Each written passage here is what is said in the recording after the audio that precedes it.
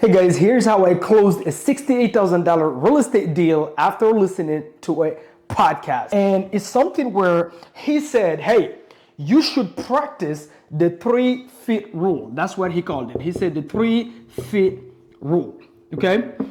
The 3-feet rule, and he explained what it means. He said if you are, whether that be at a bus stop, whether that be at the gym, whether that be you just walking your dog, you walking alone, if somebody is 3 feet away from you, another human being, they should never leave without knowing what you do for work in life, especially as an entrepreneur. So for example, I'm in real estate, right? So I'm looking for distressed homeowners, I'm negotiating with them. The idea was, guys, you never know who you're speaking to. That person that you tell what you do in life might be your next referral for the property that you're looking for, might be your next private lender, because obviously real estate, there's a lot of that where you use other people's money, right? It might be somebody going through a distress themselves on their property and they need your help.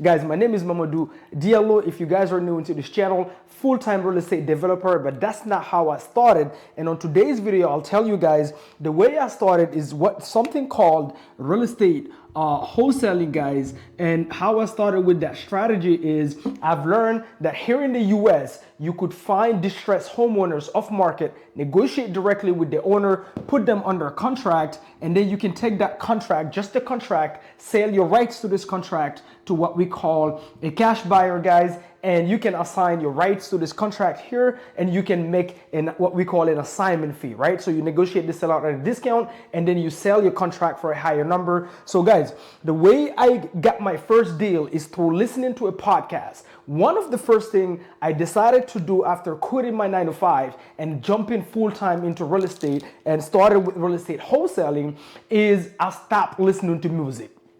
So I left my corporate job. I used to be a commercial agent in Belgium, guys, right? So I used to work for the Belgium Railway National Company. These are the high-speed trains that travel from, Belgium to Italy, Belgium to Germany, Belgium to Switzerland. I used to work for them. I was one of the best commercial agents for that company. So when I decided to leave it, one of the decisions I made was I am going full-time into real estate investing. And one thing I don't want anymore is to be tied up to what we call an office, right? Have a manager telling me what to do, when can I see my kids, when can I take off, because I need more time than money in order to accomplish what I'm trying to accomplish in the real estate, right? So what I decided to do instead is put my ego on the side and do what is called Uber and Lyft. Why Uber and Lyft, guys? Because it gave me exactly what I needed, which is time control. I needed to be able to control my time,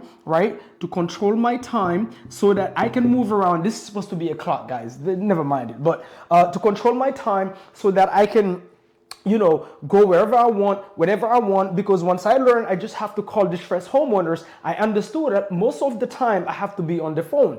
And obviously we all have bills. So I just left the job that was giving me security and giving me income. At the time I was even going through a divorce, guys. And so with that being said, I decided obviously I gotta bring income and still be able to pay my bills. So Uber will allow me to bring in the income so I can still sustain and pay my bills, but at the same time, I can drive around and then find ugly houses at the same time. Now, in the car, I had two choices.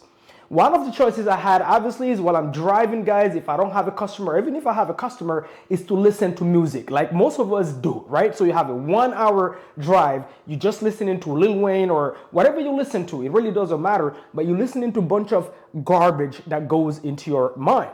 I decided instead to turn my car into a freaking school. So I decided to turn my car into a school. How? By just listening to podcasts. I decided I will not listen to music for the next 2 years.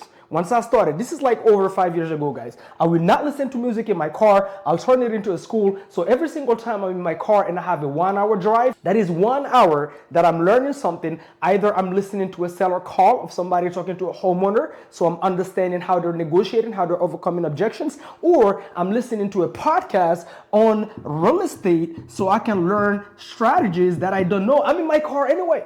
I'm in my car anyway. Here, there is no manager that can tell me I cannot pick up my phone or I cannot listen to this. Even my customers, I remember, guys, one of the traits that distinguished me from most, Uber drivers was that if you get in my car, I decide what to play. So you know how customers get in your car and then they want you to like put Lil Wayne or they want you to put Chris Brown? My answer was always no.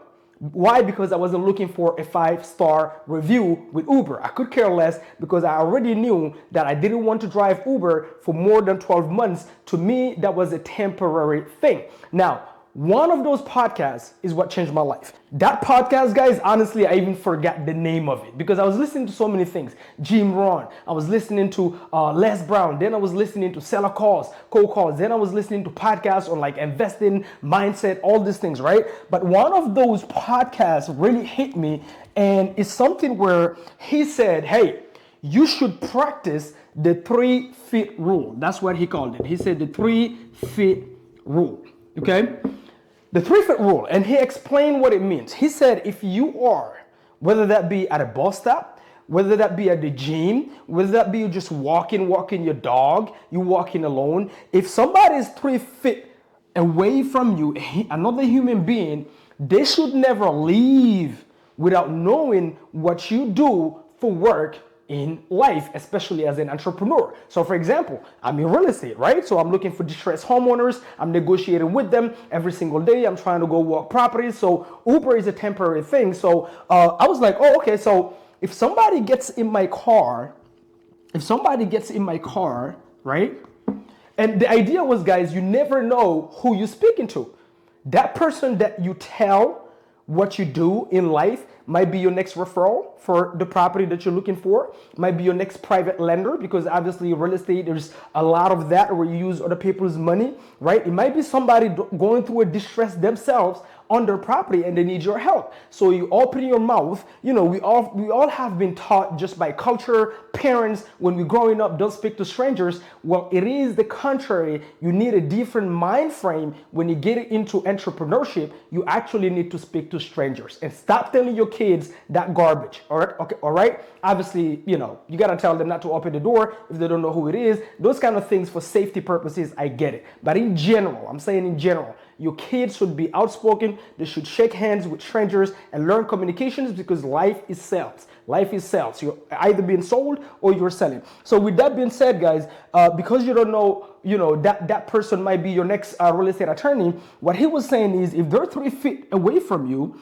guess what? They should never leave. You should find a way. You should find an excuse to spark a conversation first, right? Guys, people like to talk about themselves. If you guys never read this book, How to Win Friends and Influence People, you should absolutely get it, and I'll make sure to put a link below in order for you to order that book. But basically, people love to talk about themselves. There is nothing, including you watching this video right now, there is nobody that you love to talk about more than yourself. And so what he was saying is, if you meet somebody at the gym, at the park, at the bus stop, find a way to speak to them, but guess what? Start by asking them about themselves. Make them talk about themselves first. And then there's something that we call the law of reciprocity. The law of reciprocity, guys. What does that mean?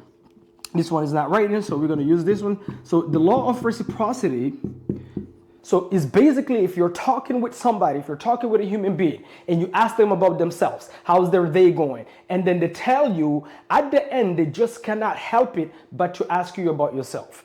They just cannot help it but to ask you about what you do, right? At least if they've been raised with a little bit of decency, all right, guys? So the law of reciprocity. So with that being said, I decided that day, from now on, anybody who gets in my car in this passenger seat or in the back seat, I am going to spark a conversation, right? Ask them about themselves, their day. Most people that get in an Uber or Lyft, guys, they hate their freaking jobs. They've had a long day. They're tired. They look depressed. So it's so easy to spark a conversation, right? As soon as they fall on that seat, like, you start a conversation. Hey, how's it going? How was it today? Did you have a bad day, right? Then they start telling you, oh, what is that you do? They start telling you about their jobs, and is that day, one day that I did that, because I did that probably 78, 79 times, and probably at the 80th time, God opened the door and said, today is your day because you were consistent. So I went to BWI Airport. This is in Baltimore, guys. Picked up a customer who works, I think he packs luggages at the, inside the planes, right? So he gets in my car and I was driving him not even 12 minutes away from the airport. I was dropping him off. I'll never forget this address, 123 New York Avenue, right? 123 New York Avenue, and this is in Lincecum Heights, Maryland. It's right nearby BWI Airport, right? So as I'm speaking to him, spark a conversation. He tells me about himself. He tells me how they're overwhelmed right now. He's freaking tired. He would like to change his job. Well, guess what? He asked me in return, what is that you do? Do you do Uber full time? I said no, this is my part time. Actually, my full time is real estate. My full time is real estate investing. I'm always looking for homes so we can fix up and sell it back on the market or things like that. By the way, I told him right when he was about to get out of my car, I said, listen, we do pay a referral fee. If you know anybody in this neighborhood that have a distressed home, right? Or maybe like a vacant property that is completely beat up, that needs renovation. If you give me the address, I know exactly how to find the homeowners, guys. I made a whole playlist on real estate wholesaling. Check it out. You'll learn exactly how you can do this. The data is absolutely public.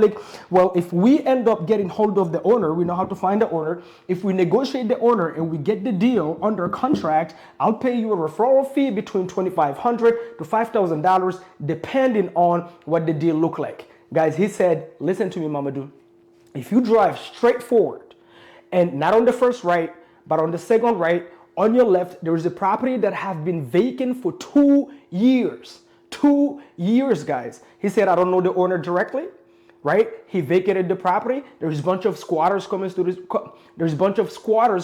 property doing drugs, right? So obviously this property right here is a nightmare for the neighborhood. All the other properties looks great. This property is abandoned. The windows are broken. There is squatters getting in. They're smoking, they're smuggling things. So obviously the people in the neighborhood don't feel safe because of this property. Literally, guys. I was like, fantastic. Thank you, brother. So I went there. Right in front of that property, I found the owner on truepeoplesearch.com. I will never forget his name because it's so easy to remember. It's John. I called John, couldn't get a hold of him, went on truepeoplesearch.com. I looked at the potential family members, called all of them, and then I ended up landing on his daughter, and his daughter told me, oh, that's my daddy's property. He's actually right here. He just doesn't have a phone right now. And she passed him the phone, and I was like, hey, we're interested in buying the property if you're interested in selling. He was like, listen, if you can do anything with it, it's been 2 years that I've left it. I was at the hospital. I was bed driven. I used to be a general contractor. I used to own a business. And it's funny because when I drove in front of the property, there was a truck abandoned and I could see through the windows, guys. Everything was broken. It was complete trash, right? But you could tell probably the person that used to live here used to be in construction. Right? And it so happened that it was true. He said, listen, I was in construction. I fell at a job site. I used to own a business. I filed for bankruptcy, went to the hospital for 2 years. I was hospitalized, couldn't pay my bill. So he was behind on the mortgage. He wasn't even sure that this property was still on his name. He thought the bank already foreclosed. The bank already foreclosed on the property. The act of foreclosing, guys, is if you don't pay, obviously, your mortgage here in the US between 3 to 6 months, the bank is going to start sending you letters, start calling you. And if you don't pay, they will definitely auction the property, take it back and resell it. So he was in the middle of that, but he thought they already, just because he ignored it and haven't been there for 2 years, he thought the bank took it over. But that's not how it works. And you should check out my pre-foreclosure playlist to see exactly how we get properties through pre-foreclosure strategies. Right? So he said, listen, if you can do anything with it, because I confirmed to him, I said, listen, this title is still on your name. You still own this property. I can literally see it on the public records. So if you're interested in selling, I'm interested in buying, then let me run the numbers. Let's see what we can do. Do you know how much behind you are on your mortgage? He said about 2 years. Guys, this ended up being a foreclosure and I ended up getting the contract. We ended up working out a deal, helping John out of this situation. And we got that property under contract somewhere around like $93,000. And I wholesaled that property, guys, somewhere around $93,000. And I wholesaled that property and made $68,000 net, just assigning the contract. I think we assigned it somewhere around like $159,000, right?